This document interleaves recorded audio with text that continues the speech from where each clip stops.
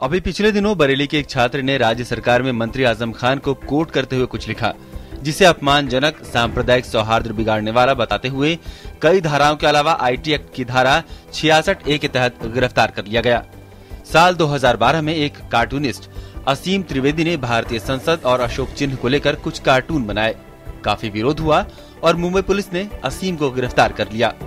पश्चिम बंगाल में जाधवपुर यूनिवर्सिटी के एक प्रोफेसर अंबिकेश महापात्रा राज्य के मुख्यमंत्री को लेकर एक कार्टून पोस्ट करते हैं और IT एक्ट की ही धारा 66A के तहत गिरफ्तार कर लिए जाते हैं।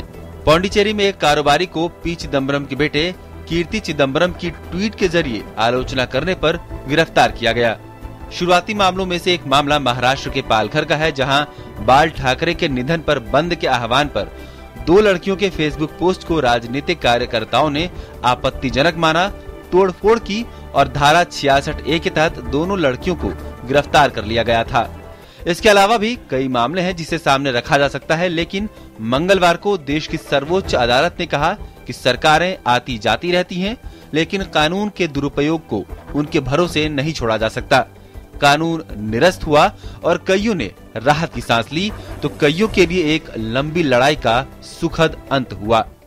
मेरे ख्याल से एक बहुत बड़ा फैसला है सोशल मीडिया के लिए, खासकर ऑनलाइन फ्री स्पीच के लिए जश्न का दिन है। I think the freedom of speech of our common people, democratic right of our common people and the human rights of our common people will be protected. सरकारों और राजनीतिक दलों पर धारा 66A का उपयोग अपने विरोधियों को दबाने के लिए लगे हैं। सुप्रीम कोर्ट ने अभिव्यक्ति की आजादी को बचाए रखने की तरजीह दी, लेकिन कोर्ट के फैसले के बाद जहां भाजपा पूरी तरह से कोर्ट के रुख का समर्थन करती थी, तो कई राजनीतिक दल विरोध में अब भी खड़े हैं। This government always stood for freedom of expression and for freedom of media, unlike the previous government. Court has taken a view. The government always stood for freedom of expression and for freedom of media. यानी आजादी का मतलब गाली गलौज नहीं है, आजादी का मतलब कैरेक्टर असैसिनेशन नहीं है। क्यों नहीं होगा वो एक्ट? नहीं, मिसयूज तो किस चीज का नहीं हो रहा? सारे देश में कई कानून है जिनका मिसयूज हो रहा, तो अदालत का भी कानून के दायरे में मिसयूज हो रहा मेरी निगाह में।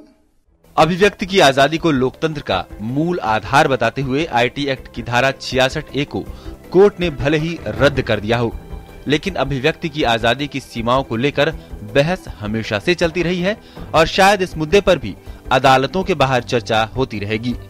News night desk, DD news.